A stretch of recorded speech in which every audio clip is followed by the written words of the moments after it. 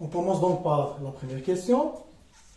Alors, la première question, c'est essayer d'écrire S sous forme matricielle. Donc S est équivalent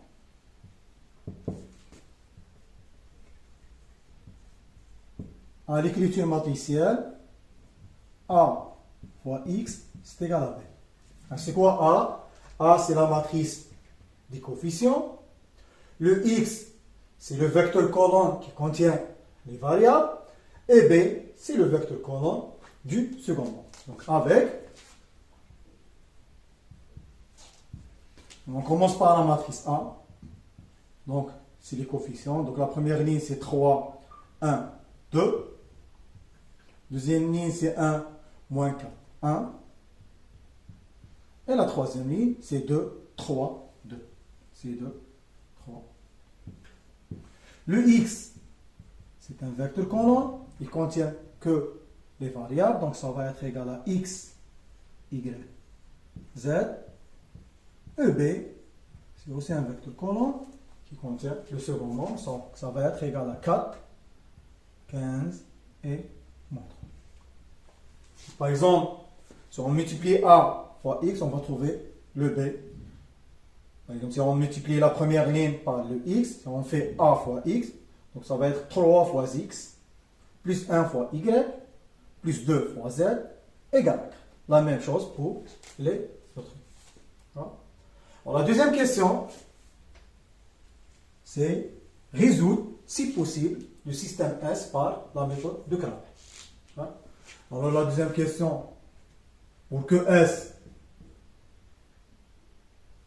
soit un système de Cramer,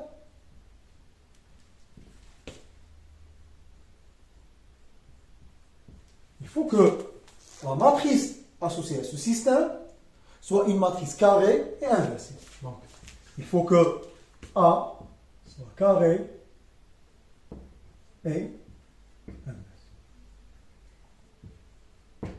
Pour montrer que A est une matrice inversible, il suffit de calculer sa déterminante. Donc, on va calculer. Donc, A inversible, c'est seulement si le déterminant de A est différent de C. Donc, on va calculer le déterminant de A.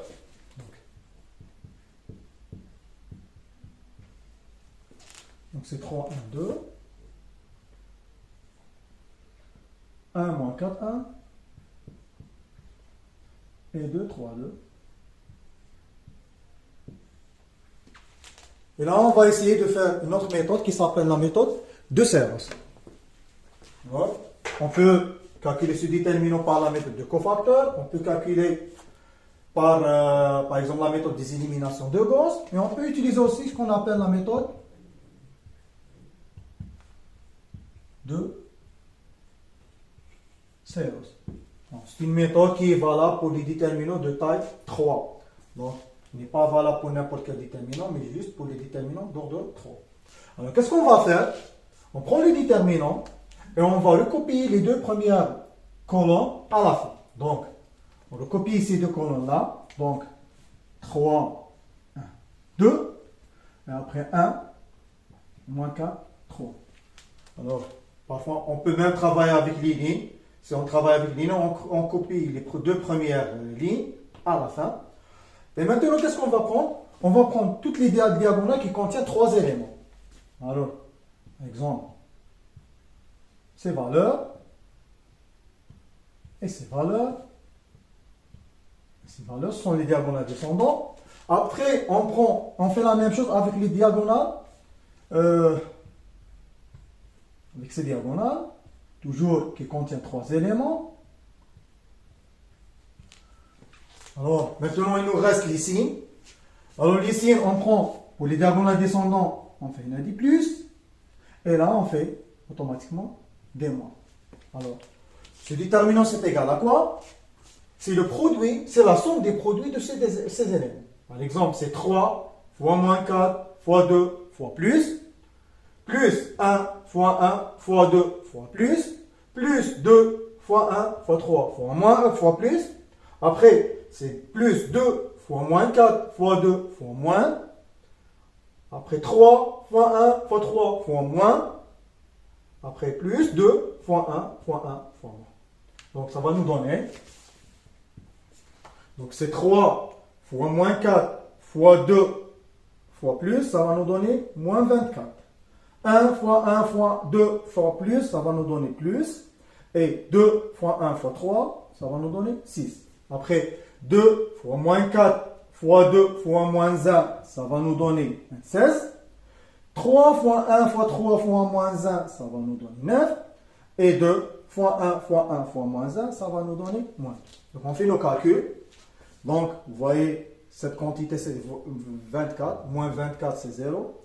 Donc il nous reste moins 9, moins 2. Donc ça va nous donner égal. Vous voyez bien que les déterminants de A sont différents de 0. Donc la matrice est inversible et le système S est de Cramer. Alors puisque déterminant de A est différent de 0, alors A est inversible. Par conséquent, S est de K.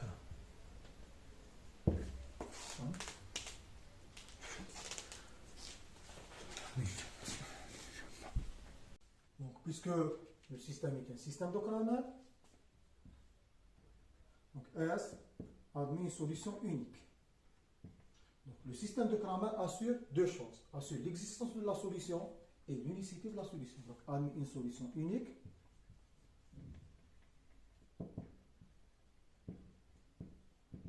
Alors, la solution unique, elle est donnée par ce qu'on appelle les formules de Cramer. Donc, on va commencer par le x, c'est une fraction. On va diviser par le déterminant de A, qu'on a déjà calculé. Et là, qu'est-ce qu'on fait? On va calculer un déterminant. C'est un déterminant d'une matrice d'ordre 3. Alors, on va enlever les coefficients de x de la matrice. Donc, on va enlever la première colonne de la matrice A. Et on va remplacer par le second nombre. Donc, on va écrire là 4, 15 et moins 3. Et on laisse les autres colonnes. Donc, ça, là, c'est 1, moins 4, 3. Et la troisième colonne, c'est 2, 1, 2. Bon, un calcul simple. Si vous rappelez, ce déterminant, c'est égal à 11. Un calcul simple, ça va nous donner que x égale à 1. On fait la même chose avec y. Alors, toujours on divise par A, par déterminant de A. Alors maintenant, on va enlever la colonne qui contient les coefficients de y, de la matrice A, et on va remplacer par le second nombre. Donc on va laisser les coefficients de x, on laisse les coefficients de z, et on remplace la deuxième colonne par 4, 15 et moins 3. D'accord? Donc un calcul simple nous donne moins 3. De même pour le z. Z égale, on fait la même chose. On divise par déterminant de A. Et maintenant, on va enlever la colonne qui contient les coefficients de Z, c'est-à-dire la troisième colonne. La première colonne reste inchangée. Deuxième colonne, c'est 1, moins 4, 3. Et la troisième colonne, c'est 2, 1, 2. Donc, un calcul simple va nous donner égal à 2. Alors, finalement, l'ensemble des solutions du système S, c'est un ensemble qui contient un sous-triplé. Donc, c'est x, c'est 1, moins 3 et 2. Vous voyez, on trouve une seule solution qui est un triplé. Donc, la troisième question, c'est résoudre le système S par la méthode du pivot de Gauss. Alors, contrairement à la méthode de Cramer, on peut résoudre n'importe quel système par la méthode de pivot de Gauss. Par contre, pour un système de Cramer, il faut que le système soit carré et sa matrice soit inversée. D'accord? Alors, quel est l'objectif de la méthode de pivot de Gauss? C'est essayer de faire des opérations sur les lignes, ce qu'on appelle les opérations élémentaires sur les lignes, afin de trouver un autre système qui est équivalent à notre système initial, mais qui est facile à résoudre. Alors, on va appliquer les trois opérations élémentaires. Alors, la première, c'est échanger deux lignes. On peut toujours échanger deux lignes. Donc, la IM ligne prend la place, la JM place, et la JM ligne prend la IM place. La deuxième opération, c'est ajouter à une ligne un multiple d'une autre ligne, c'est-à-dire ajouter à la IM ligne un alpha fois la JM ligne, d'accord? Cette opération elle est notée comme ça. Et la troisième opération, c'est multiplier une ligne par un scalaire non nul. Alors là, alpha doit être non nul. Cette opération, elle est notée comme ça. Alors avec ces trois opérations sur des lignes, on peut trouver un autre système équivalent au système S, mais l'ensemble des solutions ne va pas changer. Pour cela, on va noter la première ligne L1, la deuxième ligne L2 et la troisième ligne L3. On va choisir un pivot. C'est quoi le pivot? C'est l'élément au à gauche. Et on va essayer d'éliminer les éléments au-dessus du pivot. D'accord?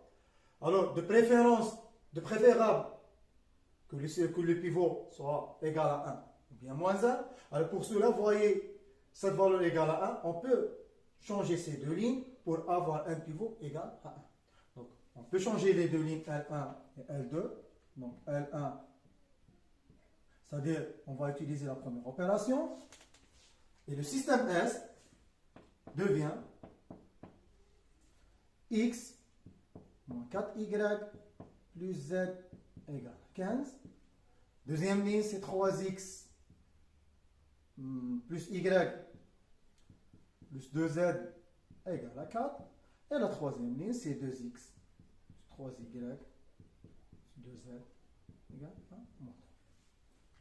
Bon, maintenant, vous voyez le pivot égal à 1. On va essayer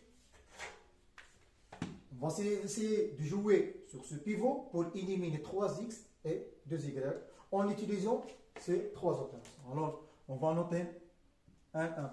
On ne va pas toucher la ligne qui contient le pivot. Le L2, pour éliminer cet élément, il faut retrancher 3 fois 1 fois x. Donc, c'est L2 moins 3 fois 1. Et L3, pour éliminer cet élément, il faut retrancher 2 fois cette quantité, c'est-à-dire on va faire L3 moins 2 L. On va toujours, on utilise la ligne qui contient le pivot. Alors en fait, avec ces opérations, on est sûr que là, on va trouver des zéros. Donc, c'est équivalent à dire. Donc c'est x moins 4y plus z égale à 15. Là, on va trouver un 0. Y moins 3 fois cette valeur, ça va nous donner, donc c'est y moins 3 fois cette valeur, ça va nous donner 13y. Et 2z moins 3 fois cette valeur, ça va nous donner moins z. Et 4 moins 3 fois cette quantité, ça va nous donner moins 40. Après, 2x moins 2x, ça va être égal à 0. 3y moins 4, ça va nous donner 11y. Et 2z moins 2z, ça va nous donner 0. Et 3 moins 15, ça va nous donner moins 33. Alors, par coïncidence, vous voyez, on a trouvé un système facile à calculer. Si par exemple, si on échange cette colonne avec cette colonne, on trouve un système échelonné. Donc, directement, on fait la méthode de remontée, c'est-à-dire on tire là le y, après on remplace là, on trouve le z, et après on remplace là, on trouve le x. Finalement, y, ça va être égal à moins 33 sur 11, ça va nous donner moins 3. Z, on remplace là par moins 3 et on fait translater cette valeur-là, on va trouver z égale à 2. Et après, on remplace là le y et le z par sa valeur, on trouve x égale à 1. Vous voyez, on trouve la même solution que la méthode de Cramer. Finalement, l'ensemble de solutions de ce système, c'est le triplet 1, 2 et 1, pardon, moins 3 et 2. Donc on trouve notre solution qui est une solution unique. Merci pour votre attention.